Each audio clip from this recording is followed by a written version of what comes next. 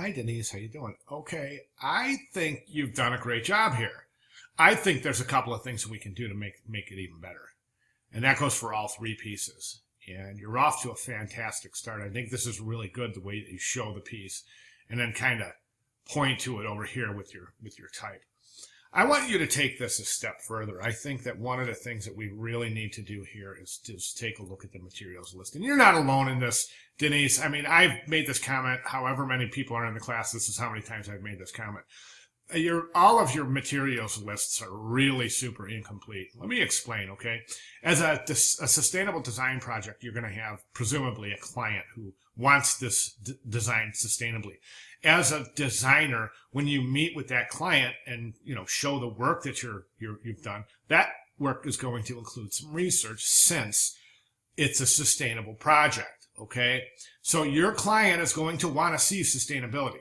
And you're starting to show sustainability, but you're not there yet. You're saying the front panel outside will be 100% recycled corrugated plastic material. Okay, so we got recycled, right? But when you talk about plastic material, there are literally probably thousands of different types of recycled plastic. What you need to do is find the most sustainable type of recycled plastic and tell us about what kind it is.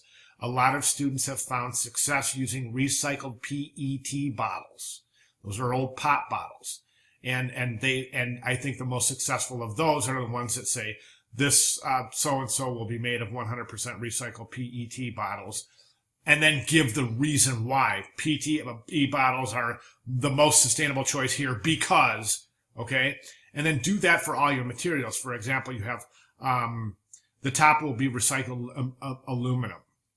Tell what kind, what is the recycled aluminum? Talk about it. Where did it come from? Who manufactured it? Who recycled it? How did you get it? What company provided it to you?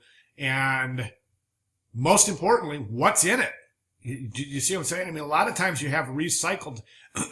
There could be other more sustainable choices because you haven't given us any information on the recycling process of aluminum. If a lot of recycling processes are really, really nasty, nasty stuff, they're more toxic than they're worth. So we really need to know that. It would be set right in front of the booth. The sign is 100% recycled paper stock printed with soy-based ink. Okay, again, how many different types of 100% recycled paper are there? Give us some, what kind of recycled paper?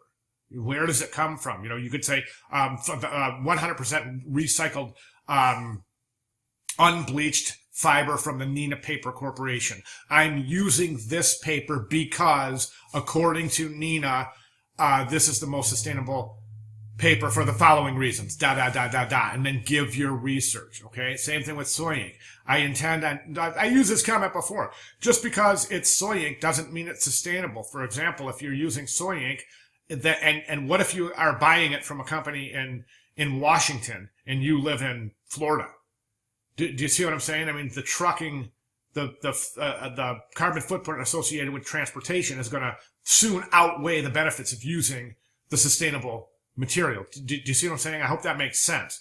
So you need to tell us about it. Okay, I'm using so-and-so, low VOC, 100% vegetable inks produced locally at the so-and-so company. And you see what I'm saying? So really just, excuse me, losing my voice.